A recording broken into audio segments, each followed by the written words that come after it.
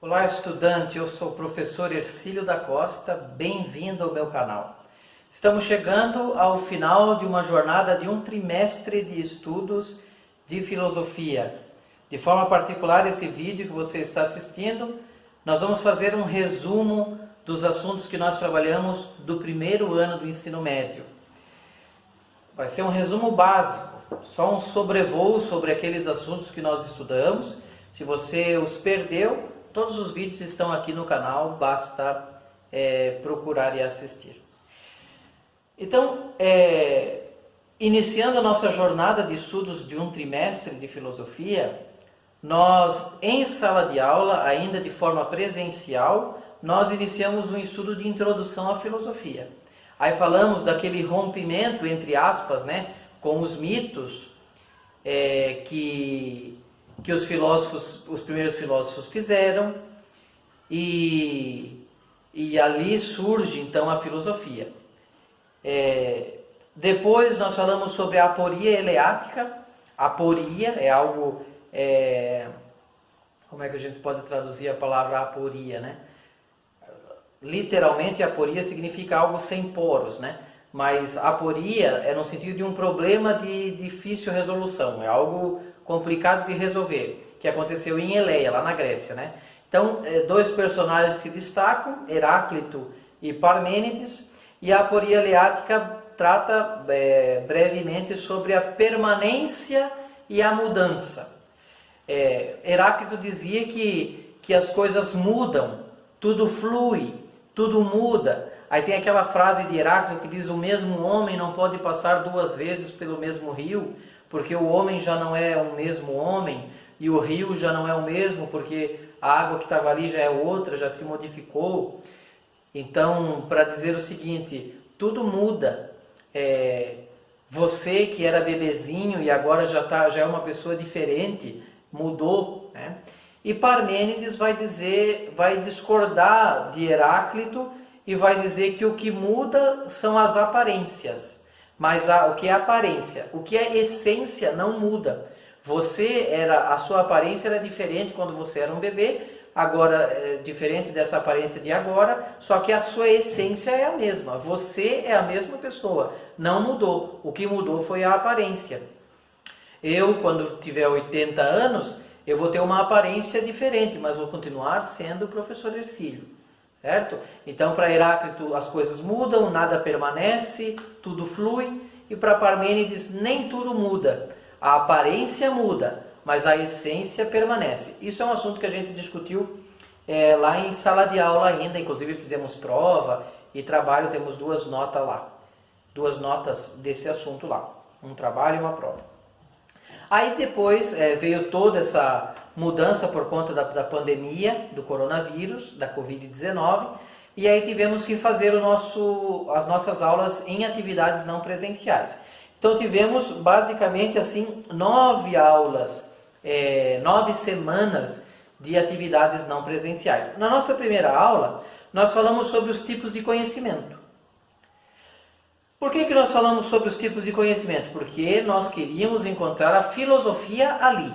Então nós falamos sobre o conhecimento mitológico, e aí a gente falou sobre os mitos, e aí destacamos um pouco da mitologia grega, falamos sobre Morfeu, por exemplo, o deus do sono, que nessa segunda mitologia era por causa de Morfeu que nós sentimos sono à noite, porque Morfeu passa sobre as casas espalhando o seu pó do sono, e aí as pessoas acordam de manhã com o pó do sono no olho, E enquanto elas não lavam o rosto para tirar o pó do sono do olho, que para nós é a remela, as pessoas continuam com sono por causa desse pó de Morfeu e tal.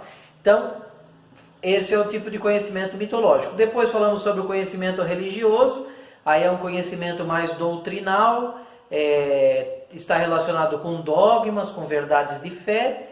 Depois o conhecimento senso comum, que se destaca aí a frônesis, A gente pode distinguir sabedoria de sofia, existem dois tipos, a sofia e frônesis. O pessoal do segundo ano está estudando sobre isso. Sofia é o conhecimento que a gente aprende nos livros, é o conhecimento acadêmico, conhecimento de escola, de faculdade. E a frônesis é o conhecimento do senso comum, é aquele conhecimento que a vida nos ensina, é aquele conhecimento do cotidiano, que ninguém tem diploma naquilo, mas aprendeu aquilo ali. Depois a gente tem o conhecimento científico, com o método científico, todo um método de experimentação e tal. E depois o conhecimento filosófico, que é um conhecimento racional, de estudo das coisas, né, e tal. Aí depois, na segunda aula, nós iniciamos uma longa viagem para falar sobre a felicidade. Aí na segunda aula nós iniciamos com Aristóteles e a natureza da felicidade, ou seja, Aristóteles e o que é a felicidade. E aí a gente viu que Aristóteles identifica a felicidade com a eudaimonia, eu de bondade, daimônio de espírito. Então, para Aristóteles, a felicidade era ter um espírito bom, não num sentido religioso, mas num sentido ético. Para Aristóteles, a pessoa feliz era a pessoa ética, que vivia de acordo com as virtudes, que vivia vivendo hábitos bons, né? Hábito é uma repetição de ações, então que pode me levar a uma virtude ou pode me levar a um vício. Se eu cometer vários crimes, eu estou criando um hábito criminoso, eu estou me tornando uma pessoa criminosa. Estou construindo o meu ethos criminoso.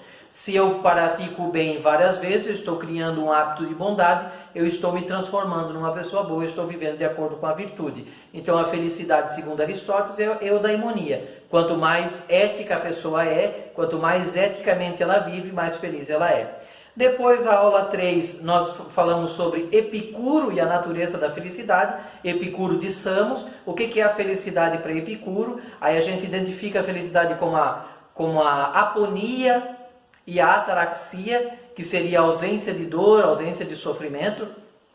Então, para Epicuro, a felicidade estava em viver os prazeres e fugir de tudo aquilo que nos causa dor. Por isso que Epicuro é considerado um filósofo hedonista, filósofo da hedoné, do prazer. Claro que para Epicuro não é qualquer prazer que a gente pode viver para ser feliz, porque tem prazer que a gente pode viver e de forma errada, e esse prazer vivido assim pode nos causar dor e sofrimento. Por isso que Epicuro traz uma escala de prazeres para a gente viver e viver de forma moderada para que esse prazer não me cause dor e sofrimento. Comer um bolo de chocolate é um prazer.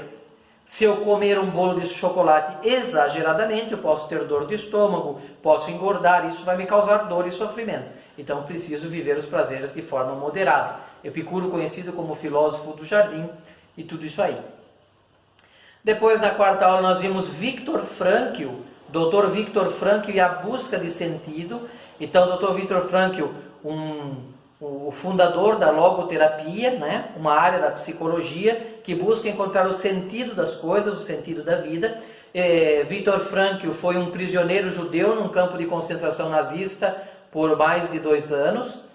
E lá no campo de concentração ele fez toda uma reflexão sobre o sentido da vida e o sentido das coisas. A gente encontra o sentido da vida encontrando pequenos sentidos para as pequenas coisas. E ele percebeu que no campo de concentração, aqueles que não tinham mais sentido para viver, morriam por conta própria, já não acordavam mais depois de uma noite de sono.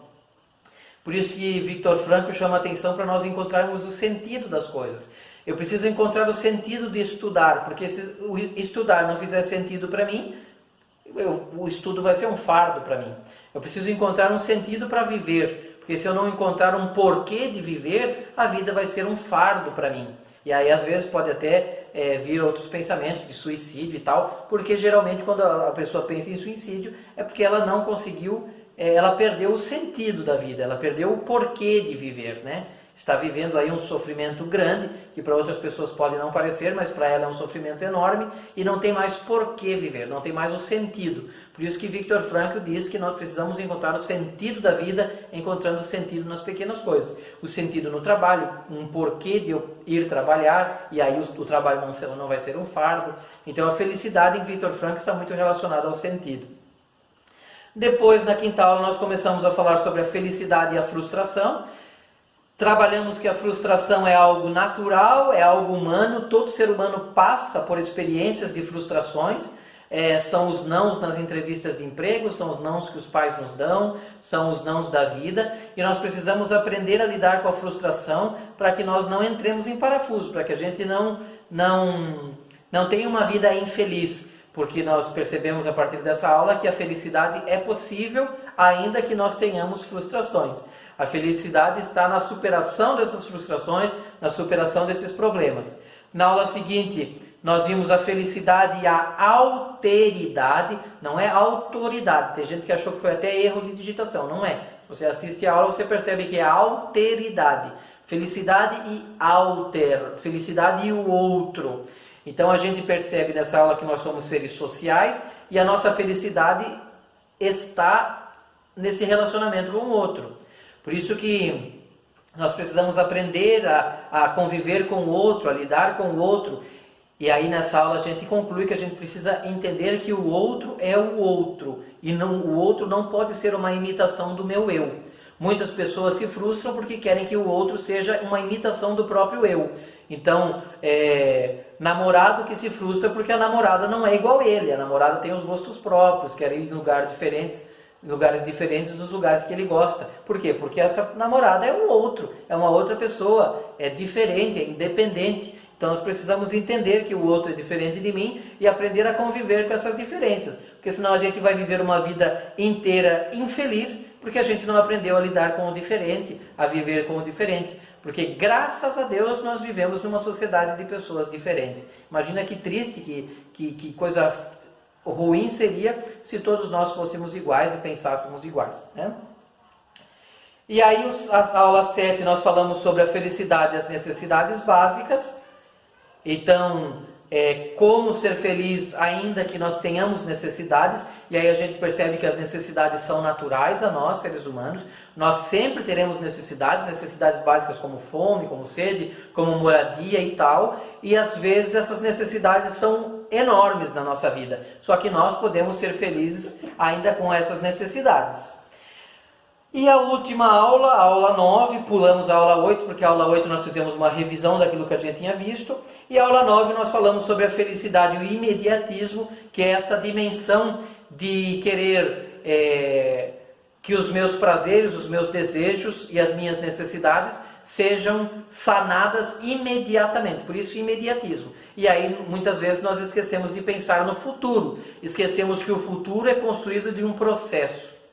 Veja só que interessante. Muitos de nós esquecemos do processo.